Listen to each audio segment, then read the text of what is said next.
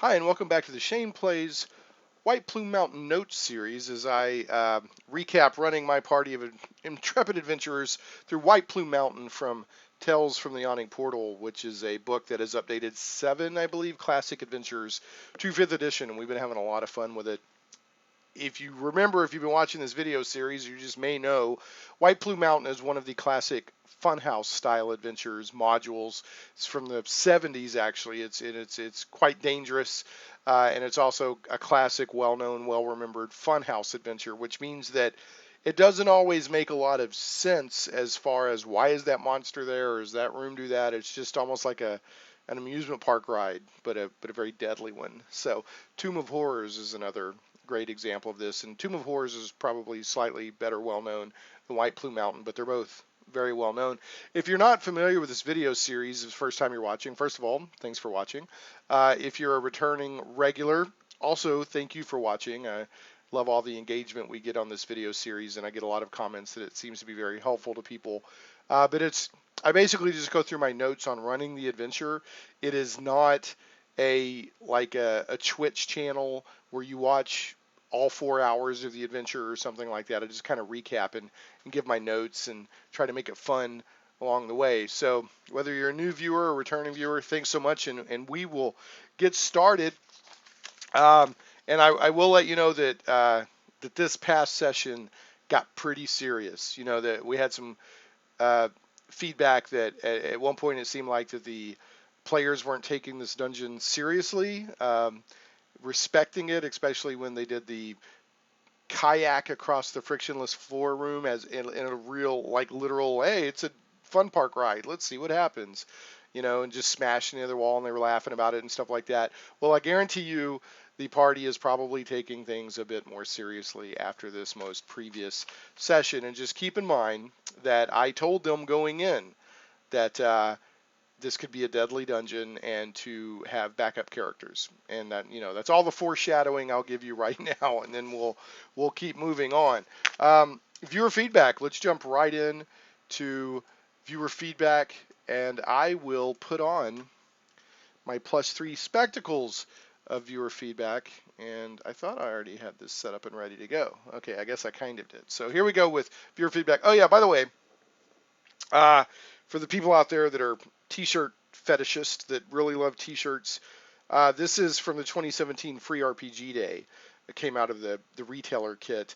It says 2017 Free RPG Day, give a little game, and then of course it's got the D20 with the cross swords and the minis and some cards and stuff like that all in here. It's a cool shirt. I basically got this. I helped Game Goblins here in Little Rock, Arkansas, which is a sponsor of my radio show. I helped them with a Free RPG Day event back in the day. Well, not back in the day. It was a week ago. Anyway, real back in the day, in, you know, June 2017. Anyway, we had a great time. There were 14 RPGs throughout the day. A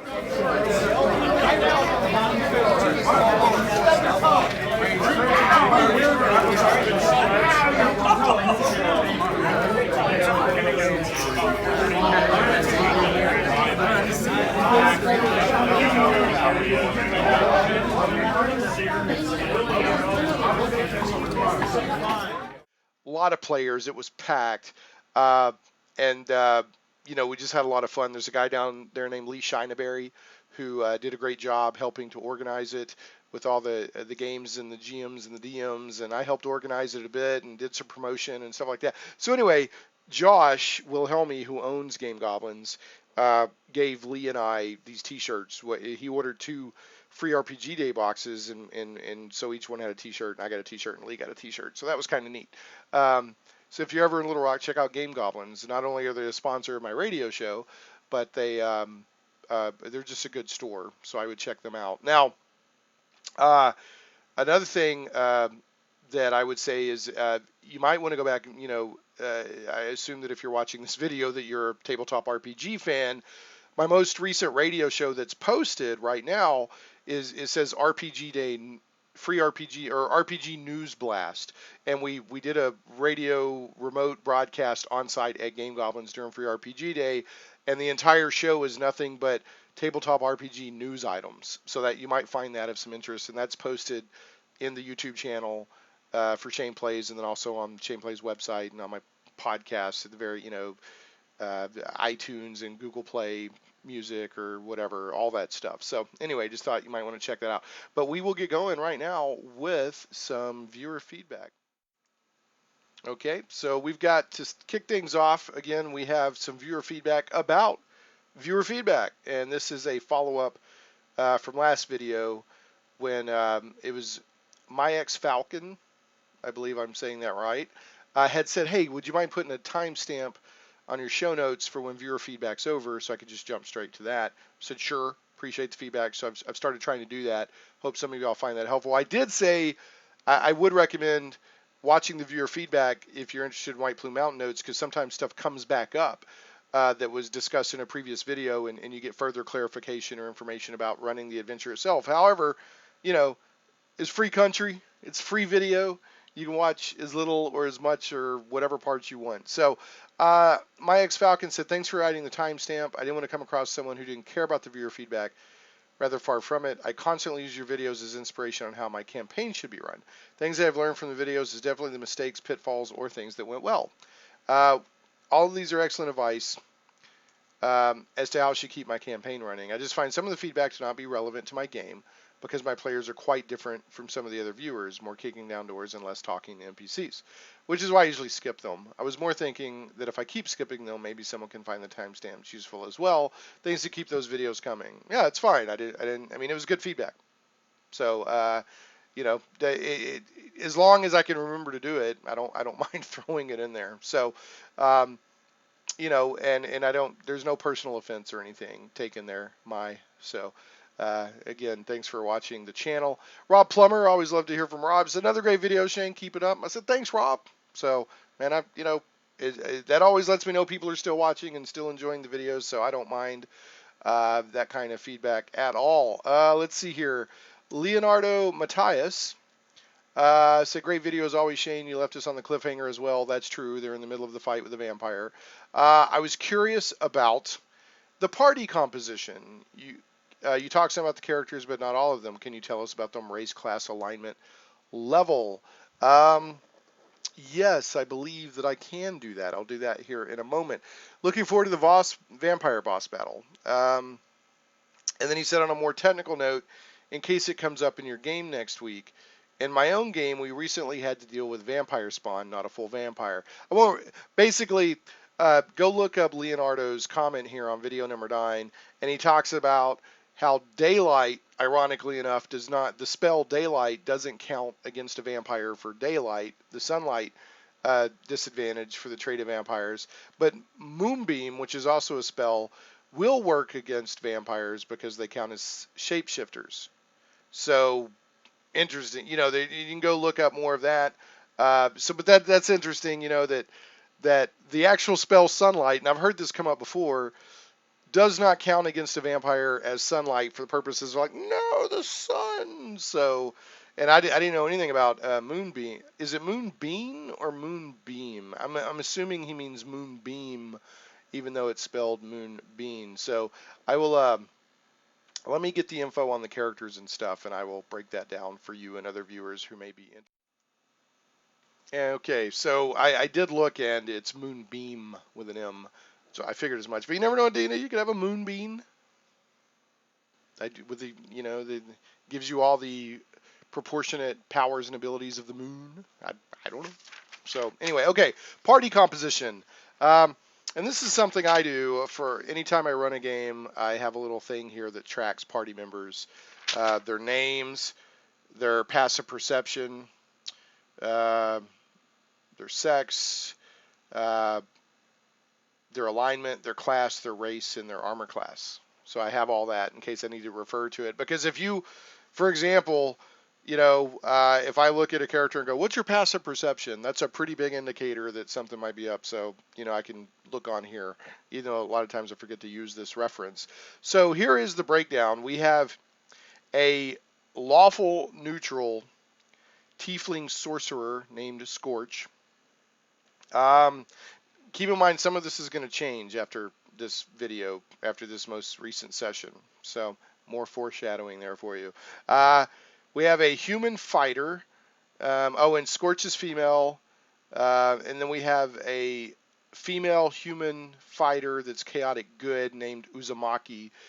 Basically, Uzumaki is basically like an Oriental Adventures type face. Really kind of a Ronin, a masterless samurai um, from across the sea or whatever.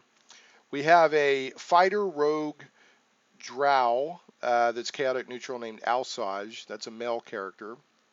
Another male character, we have a lawful good fighter dwarf named Thorin. It's also a male. Then we have a female chaotic good gnome wizard named Pyrite. Pyrite's the one that lost the dog. Then I think the giant crayfish ate the dog. So there's also, Pyrite also has the owl, Barnaby. We have a neutral good wood elf cleric named Elisor. It's a female. Elisor has been with the party for a long time. Elisor went all the way through the first part of Out of the Abyss as well. And then we have a female chaotic good half-elf bard named Kellandus. Kellandus also went through all of the first part of Out of the Abyss. So all the other characters were created specifically for White Plume Mountain. So that's the breakdown there. Hope you found that interesting. Let's see what else we got. Okay, so DM Steve followed up talking about repeating skill checks. When do you allow characters to repeat skill checks? Like, I don't let them just keep trying. Well, I just keep trying and trying and trying because, odds are you're eventually going to get it, right? So, in most cases, when a player fails a skill check and wants to attempt it again, I allow it only if they have taken at least a short rest since their failed attempt. I think that's totally reasonable. So if a rogue wants to pick a lock or a barbarian wants to hoist a portcullis and the player fails their skill check, the party would need to take a short rest before they can attempt the skill check again. I think, again, that sounds reasonable.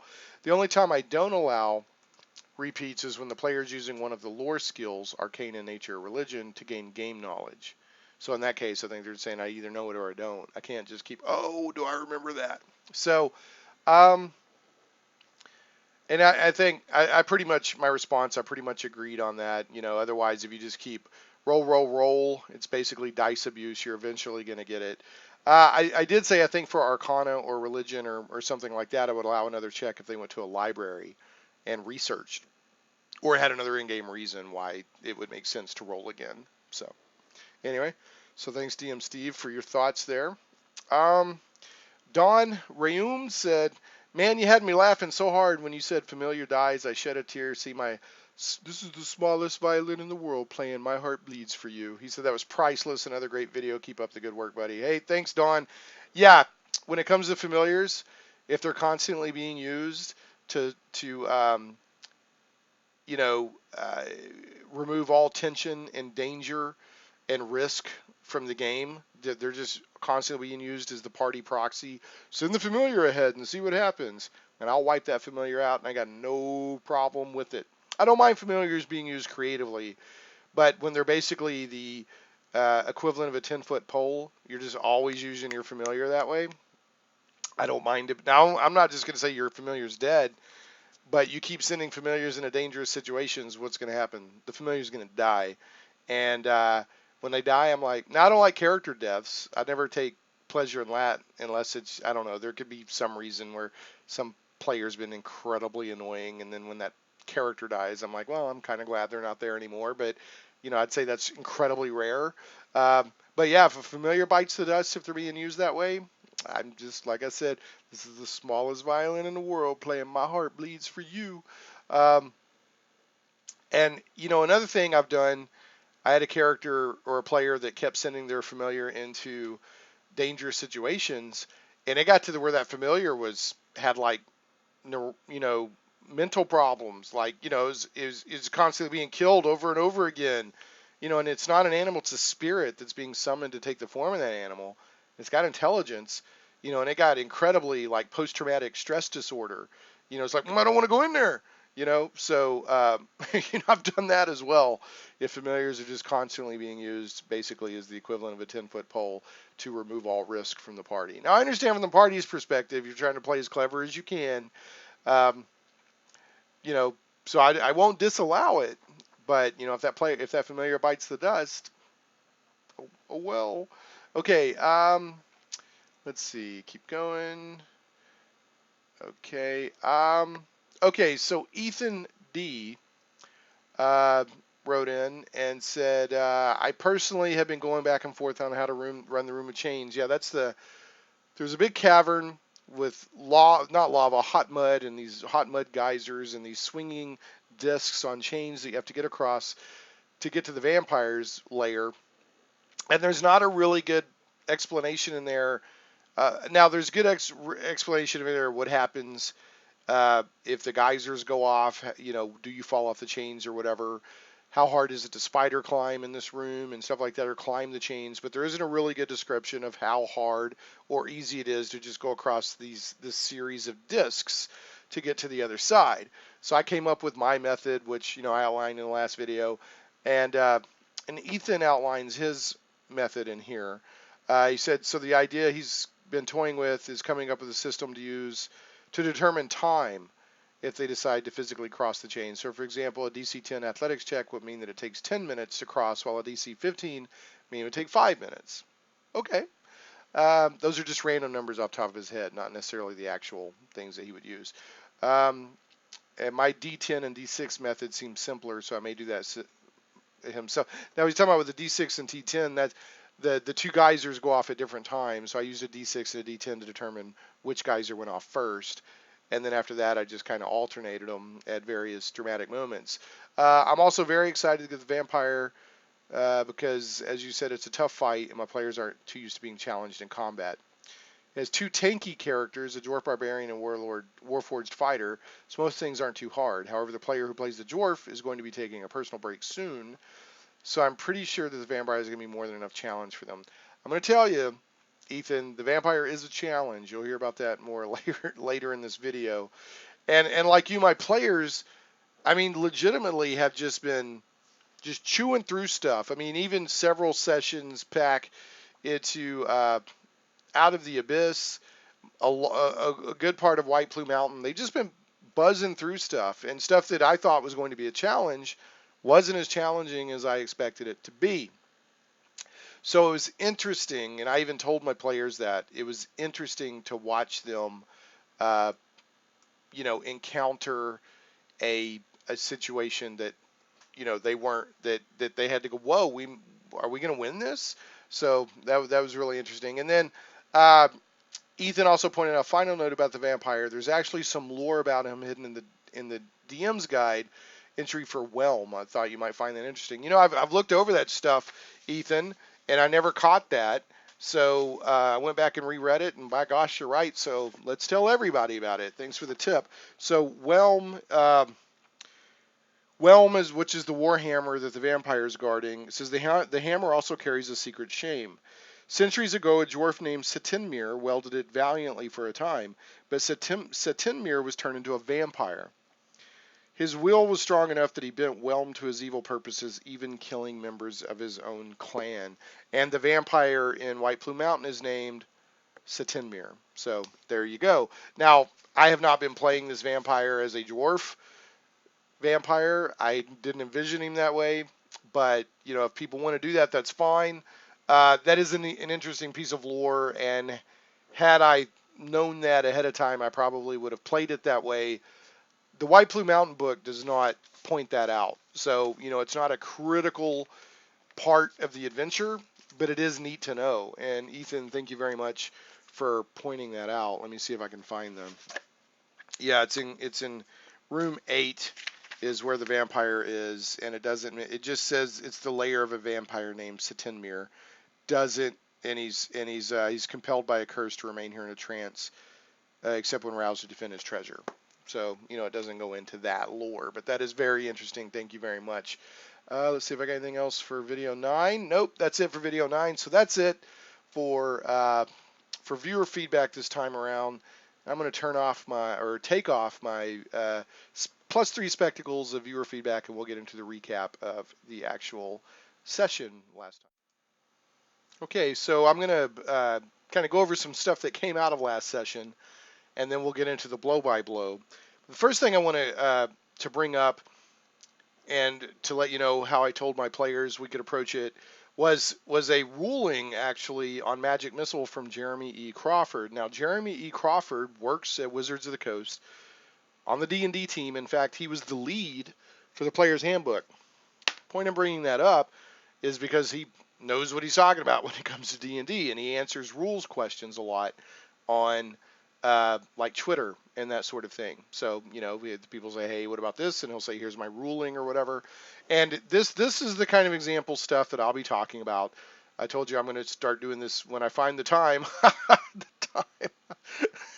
When I find that time, I'm going to start doing videos that go into Q&A and how to, you know, clarify rulings and situations and scenarios and mechanics and stuff like that for D&D. So one of these days I'll get around to doing that. But here's kind of an example of what I'll be talking about in those videos. So Jeremy E. Crawford, I guess this was actually like last year, but it came back up again on Twitter from a tweet by Merrick Blackman. And I follow Merrick. I recommend that you do as well. He's down under, down there in Australia, but he's a cool bloke, and he's just really into D&D, and I like Merrick. But anyway, his video, what is wrong with me today? His tweet basically was following up with Jeremy Crawford and saying, is this true? Is this how it works? And Jeremy went, yeah. Now here's what was said. Jeremy Crawford was asked for Magic Missile. Like, say you cast Magic Missile and you cast the base is 3, and then you can keep adding to it at higher levels or whatever. So you cast 3 Magic Missiles, 3 Magic Bolts, Darts, whatever you want to call them. And it said, do you roll 1 dice per missile, or do you just roll 1 dice and then multiply it by the amount of missiles for your damage? And Jeremy Crawford came back and said, you just roll 1 dice. And I'm like, and pretty much the entire internet's like, because nobody's ever done it that way that I know of. It's always been, I mean, you know, as people love that satisfying, it's like rolling a fireball. You just have all those dice clattering. And so I've always, how many magic missiles? Okay, well then roll 1 die per magic missile, add your +1, whatever, and that's your damage. But Jeremy Crawford's like, no, per the rules as written, and he gives the reference for rolling damage die. He, you know, and I'm going to put this up on the video so that you can see it yourself, see his answer, and then you can go research it if you want, because I mean, I put this out on a 5th edition group in Facebook, D&D 5th edition. I put it out on Twitter. I put it around various Facebook groups and on Google Plus and stuff like that. And there was a lot of discussion on this. People disagreeing with him, people saying that's confusing and doesn't make sense. So you can mix and match to your taste, I guess, whether you agree. What I told my players was, I said, according to Jeremy E. Crawford, and that's not just some random dude off the street, that's the lead on the Player's Handbook for 5th edition. You roll 1 die, no matter how many magic missiles you cast, or you could cast a spell once, but no matter how many darts, magic darts or whatever fly out. And by the way, Magic Missile is like my favorite all-time spell. I just love it. I've always loved it. So that I'm like, how did I not know that? Is that new for 5th edition, or has it always been that way, or whatever? But anyway, according to Jeremy Crawford, you roll 1 die, and then you multiply that roll by all your darts that you threw, and that's your damage. So, and then stuff comes into it, you know, they have all these explanations why it's that way or whatever. I'll go let you research it on your own. But what I told my group was, you can do it either way. You know, I've always rolled a bunch of different dice. Everybody I ever know has always rolled a bunch of different dice for Magic Missile. And everybody uses Magic Missile, right? It's one of the basic spells of D&D that like almost every first level Magic user is going to have because it's just too useful. It always hits, you know, unless you can't cast it at the darkness, but as long as you've got a valid target, it hits. So anyway, I told my group, I said you could do it either way. You could either roll 1 die or you can roll multiple die. And I actually had some party members players kind of like getting irritated with me for bringing it up.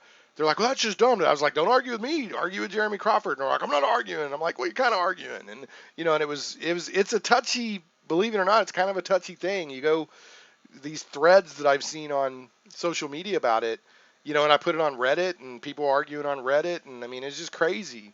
But I'll put it up so that you can see for yourself, and then you can decide how you want to handle that. But evidently it's an official ruling.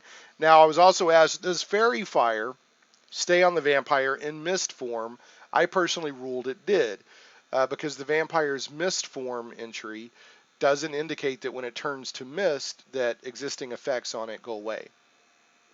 It just says that it turns to mist. It changes its form. So I ruled that Fairy Fire stayed on the vampire, because the vampire does change into mist during the session.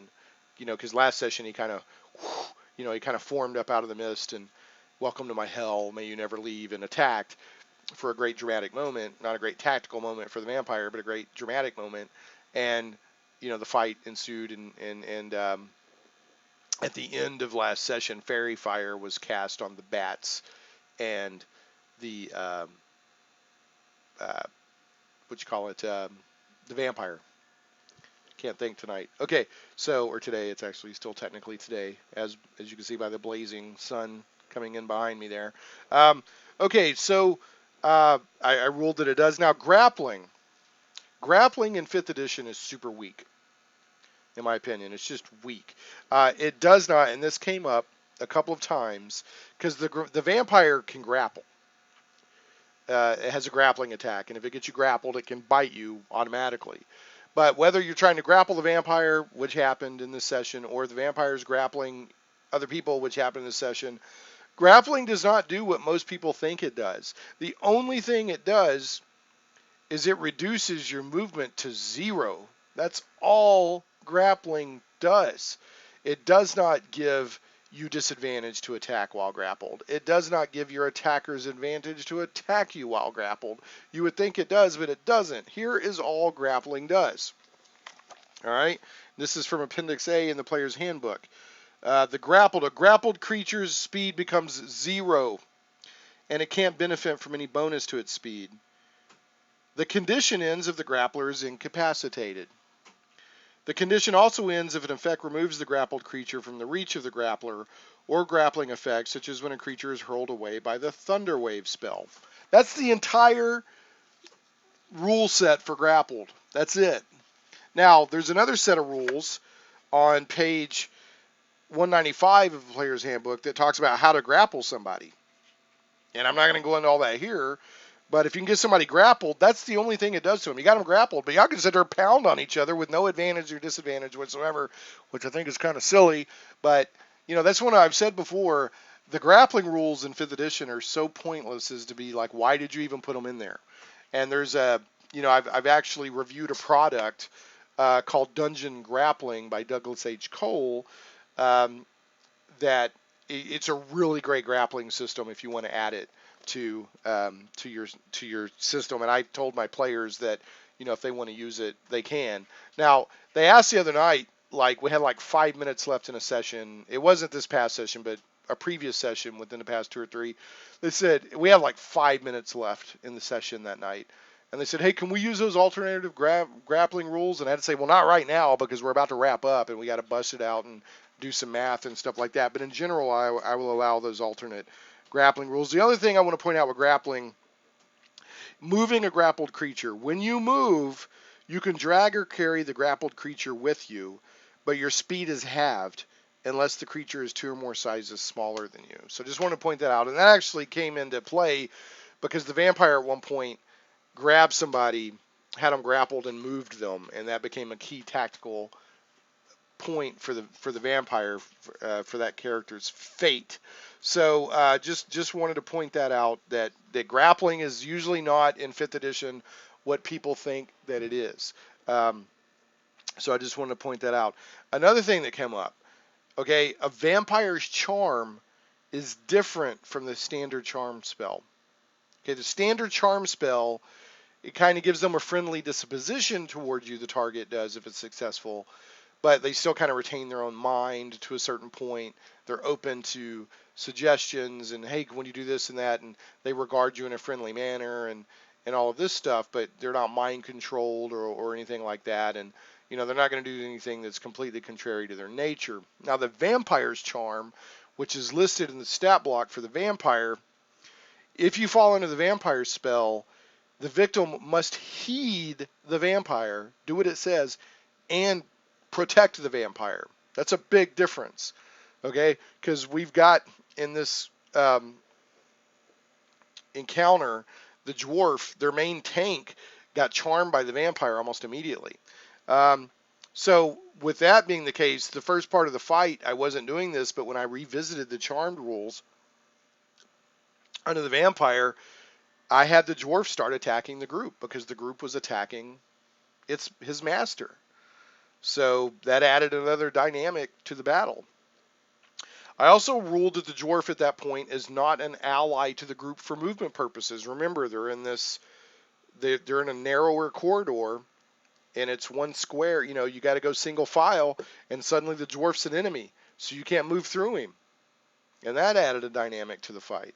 The bard asked if counter charm could affect the vampire's charm. Now, I went and looked it up, and counter charm, the bard's counter charm ability, gives you a bonus to your saving throw versus being charmed. And in this case, there's the only way that a vampire's thrall, basically, if you've been charmed by the vampire, gets a saving throw is if the vampire or the vampire's allies hurt or attack the charmed victim. So there's no saving throw going on here at this point, so your counter charm doesn't work. And then they ended up casting Hold Person on the Charmed Dwarf. That was how they had to deal with the Charmed Dwarf. So just keep that in mind. Now, speaking of the Charmed Dwarf, so I want to give you an example of questions you'll get as a DM sometimes that you're just like, whoa, okay. So, and I can see from the character or the player's perspective, they're like, oh, let me just ask this. But you will get some questions sometimes that you're just like, I never would have thought of it that way, and how do I rule on that? And I'll tell you what I did here. So the player actually texted me outside of the session and asked me this question about his dwarf being charmed. He said, Shane, if Thorn is a dwarf and he's my character, which he is, then I'd presume that your vampire is tall and Thorn is short. Then how could the vampire look right into his eyes? He would have to look down into Thorn's eyes, in which case Thorn's armor might have protected him from the vampire's gaze. So that he's basically saying, would the vampire have been able to look into my eyes? So you remember, your players are a lot of times thinking they're taking in all these realistic factors that I'm coming at it from the rules, they're coming at it from would this really have happened? And players are always looking for advantage for their characters. Let's just be honest. So I just kind of thought about it, and there's absolutely nothing that says different size characters can't look each other in the eye. I mean, there's just nowhere in the rules. Now you can have conditions or spells or magic items, or you can close your eyes or wear a blindfold or something. But just because you're a different height or wearing armor, now you could have armor that has some sort of either mundane or magical protection against, like it's slitted, so you get advantage against gaze attacks maybe, or maybe there's like a magical protection on that helmet to protect you against gaze attacks. But just in general, there's nothing in the rules that would justify the scenario that the player offered. Like, well, because I'm short and he's tall, then I shouldn't, why could he look down into my eyes, and if so, would my armor protect me? So I just responded, instead of saying, well, and going through a bunch of diagrams and this and that, I just said nothing in the rules would suggest that. And he came back and said, okay, I was just hoping it'd be true, but I forgot this is D&D. Rules are followed by DM in the DM's guide. So, instead of getting into I just thought that was a helpful response to just say, hey, there's nothing in the rules that would suggest that. because then you're not assigning a value judgment to should they even asked that question in the first place, um, or anything like that. And from the moment, it was, it was a legitimate question. Hey, would that have even? So I just wanted to point that out. As a DM, you are going to get questions like that. And fortunately, I got the text of that one and didn't get asked that at the table, because the table, you got all this stuff going through your head, and I may have been less gracious or something, or I may have given a different answer. But with text, I got to think about it, and it's kind of no. There's nothing I know of that would back up that that thought rules wise. Now, what's interesting is because of the lore that we pointed out earlier in the video, this vampire could very likely be a dwarf. So in the case, it definitely wouldn't matter because they're on each other's level. So all right, some other stuff that came up, and this is because of the bats. If you'll remember, there were some summoned bats at the end of last session that we thought that at first the player thought that they charmed the bats, but they're bat swarms, and the swarms are immune to being charmed or frightened or any of that stuff.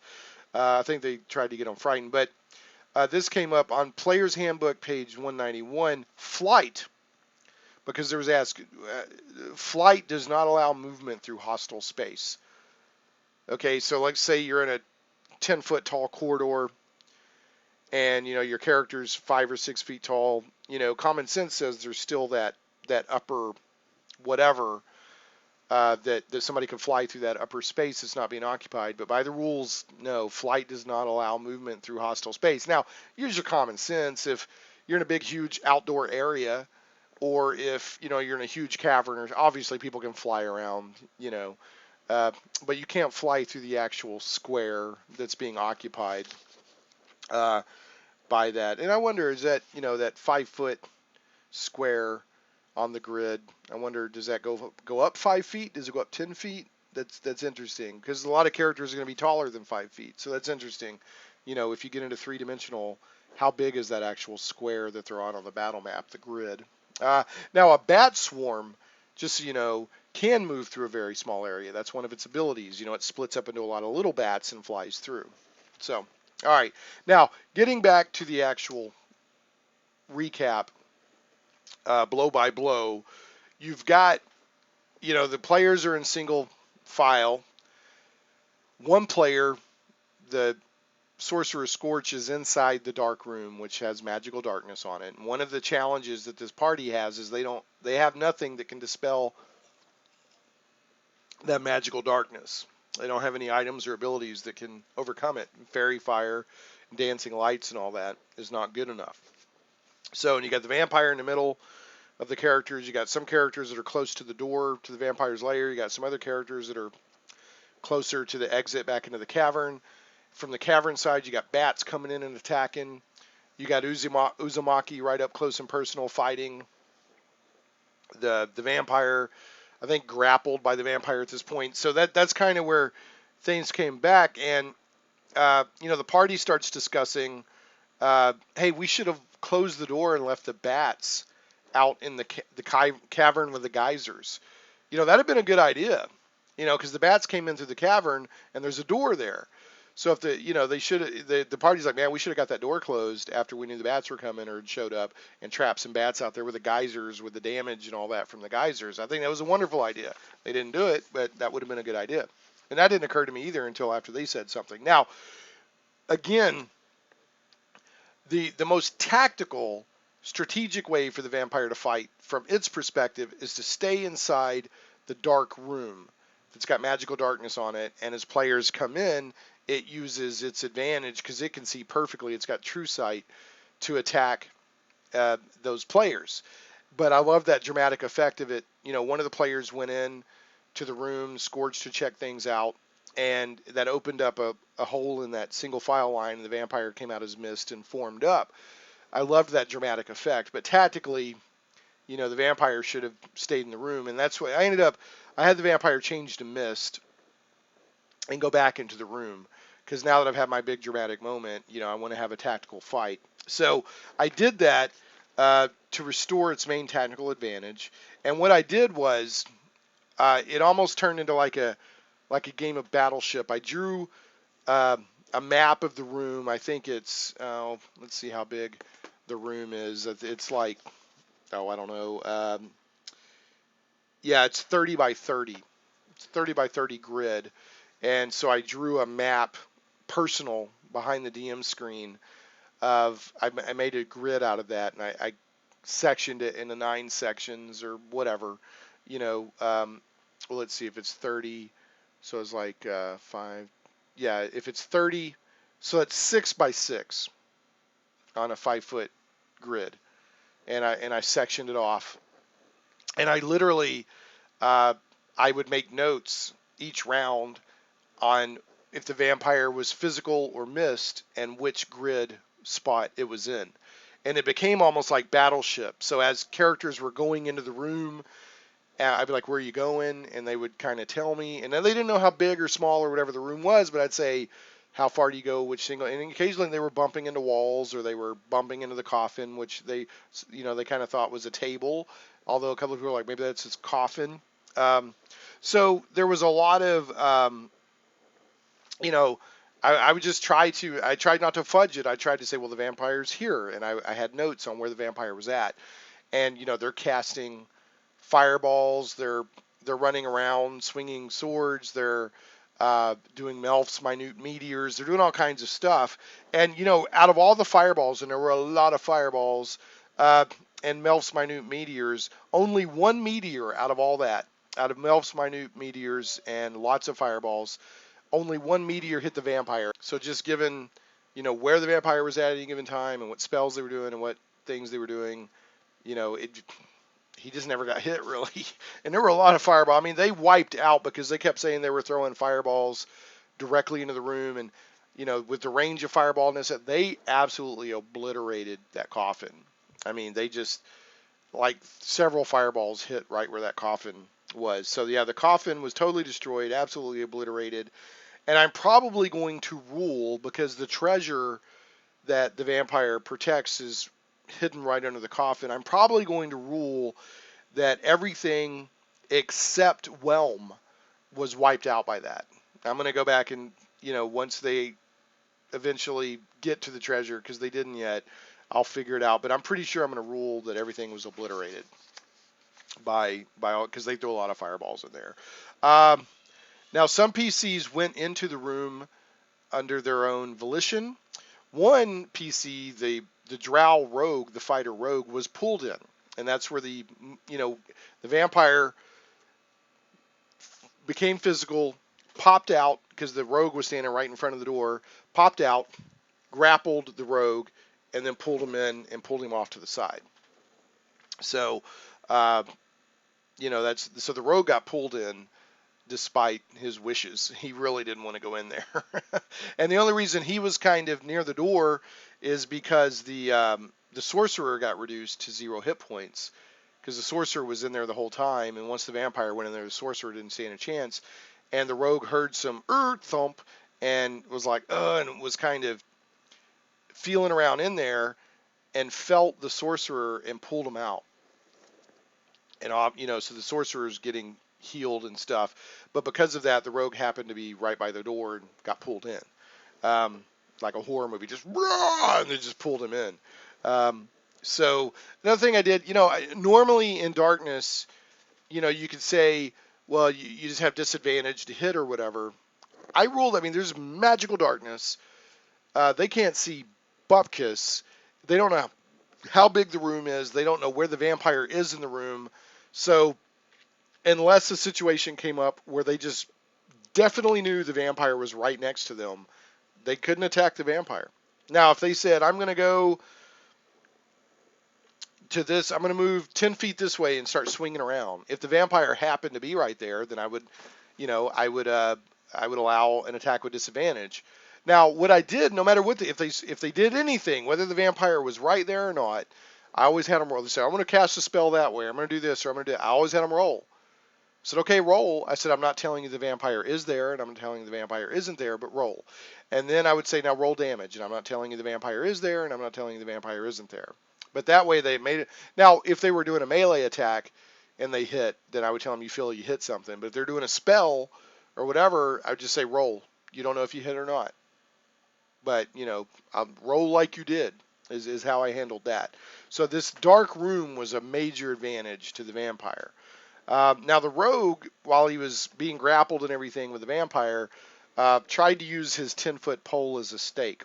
So he, like, because it's a you assemble it. This is this collapsible 10-foot pole I've told you about. So he tried to use one portion of it as a stake, and he's being grappled and bit and all this stuff by the vampire while he's in there. And I rolled. I said, okay, roll, and he hit the vampire and all this stuff. I said nothing happens. So what you have to understand is, remember, people have their idea of vampire lore, and then there's the stat block. A stake by D&D rules only hurts the vampire if the vampire is already incapacitated, and then you could stake them through the heart. And I think that keeps them. I don't know if it kills them outright, but it puts a further, like, I don't think they can wake up if they're incapacitated and you stake them. And I think you have to, like, cut off their head or something like that. So, but anyway, so I was like, okay, you hit them with a stake, but nothing happens. So that came up. So the dwarf is held and preventing people from getting by and escaping. The rogue is in the dark room getting basically owned by the vampire. And the group starts talking. Do we split? Should we leave? Now, this is basically a good aligned group, but, you know, it does come to the point where it's like, whoa, we're in over a head, and if we stay and fight, everybody's going to die, so we save who we can save. So they started having that discussion at this point. The rogue was, Alsage the rogue was reduced to 0 hit points. So then Uzumaki, who carries Black Razor, who found out much to his chagrin, or her chagrin, the character's a woman, the player's a male. The Black Razor doesn't do bupkis against vampires. Actually did a very cool moment and tossed Black Razor down the corridor and said, run, and then ran into the black room and closed the door to give the party an opportunity to get away. Basically knowing that I'm probably going to die here. And that was a cool moment. And, you know, Uzumaki, the character's backstory, the way that they had written out the backstory, they were conflicted. Like, I want to stay alive so I can get vengeance on whatever for my backstory, but I also want to help the party. And they were very conflicted. And the player actually rolled at which way is my character going to go here. And the way it rolled was noble sacrifice. So Uzumaki went in the room, threw Black Razor so that the guild would still have Black Razor, and ran in the room, closed the door. And then Uzumaki was soon reduced to 0 hit points. So what they ended up doing is they beat on the held dwarf and reduced him to 0 hit points. And I said, look, that when that dwarf wakes up, the charm's going to be broken. Now, the vampire ability says 24 hours. But I'm almost like, you know, it's like IT. Hello, did you turn it off and on again? It kind of like clears out the virus, and the dwarf, you know, is reduced to 0 hit points, woke back up, and they're back to normal thinking. So after a lot of debate, at this point, they've killed the bats. Okay, they have killed the bats. The vampire is whooping their butts big time. The party did decide to flee, and there was a lot of debate on this. You know, there was a lot of debate on whether to flee or not.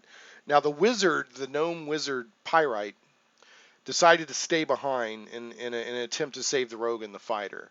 Now, I said, you know, I just straight up, I said, if you want to do that, you can, but, you know, you're pretty sure you're not going to defeat this vampire on your own.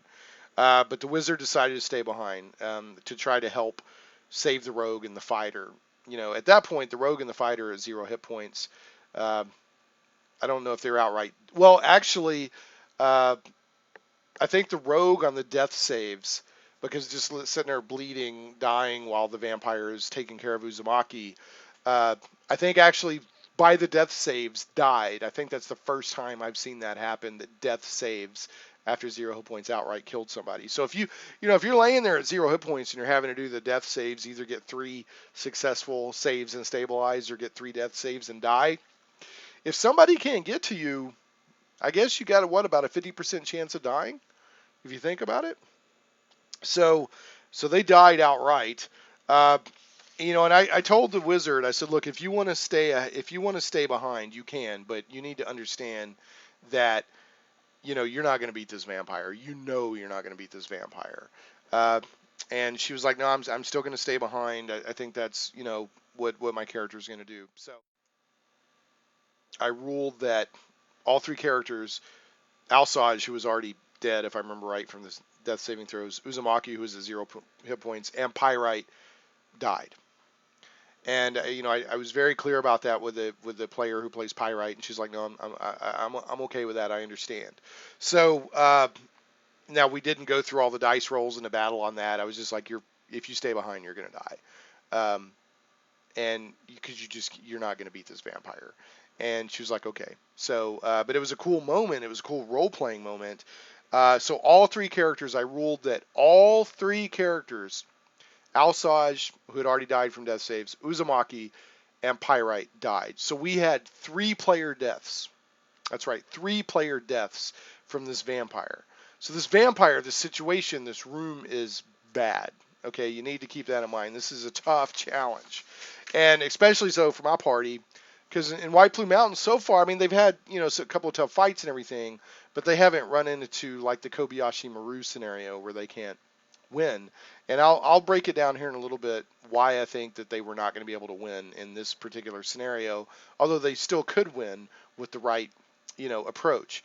So now I did rule that the wizard staying behind allowed the rest of the party to escape. The wizard had, or the vampire had, 2 corpses uh, to feed on if it wanted, I guess, and then or 1 dead person, another unconscious person, and the gnome, and then so it had food, and then also it's under a curse to protect the treasure, Whelm, and everything. So Whelm was defended.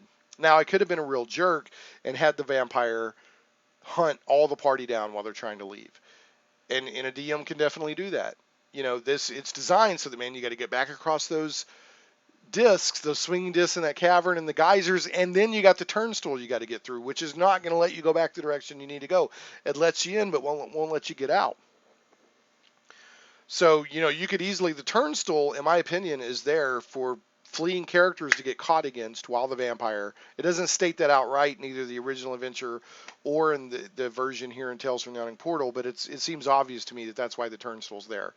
They're running. Oh crap! They're running from the vampire. Little legs are going, and they hit that turnstile, and they're like, "We got to get through!" And here comes a vampire, just going through them like a buzzsaw. I think that it's. I think that's what it's there for. Now the turnstile uh, normally requires a DC 24 strength check to rip out. And the book also says that if one of the golems is on your side, if you got the golem from the riddle room, that it could just rip it out. But I just ruled that. I said y'all can use a fireball to blow the turnstile and exit the area. So they because they've already had a bad night. I mean, 3 people are dead, and so they used a fireball to blow the turnstile and out they went. Um, but normally it requires a DC 24 strength check to rip out. So now here's some and then, we're basically they're going to go back to town with their tails between their legs. That's as I understood it when we talked at the end of the session. Now, by the time the party retreated, even though they did some damage to the vampire initially, between the vampire's regeneration ability, which I think if it's got at least 1 hit point at the beginning of a round and it hasn't taken radiant damage or anything like that in the previous round, then it gets 10 hit points back, I think, something like that. And also when it bites people and drinks their blood, the amount of necrotic damage that the bite does, not the piercing damage, but the necrotic damage, they get that back as well. So the vampire back to full hit points. So it was ready to rock and roll. It was fine. The darkness. Now here's the things that really worked against the characters, and we talked about this. We kind of did a post-mortem, if you will, no pun intended. At the end of the session, the darkness in the room. The magical darkness they couldn't get rid of, the narrow corridor outside where they're all single file, and the charmed dwarf blocking the corridor really, really, really worked against the party. So I'm not saying that this is an unwinnable situation, but they got themselves into a situation that was heavily against them.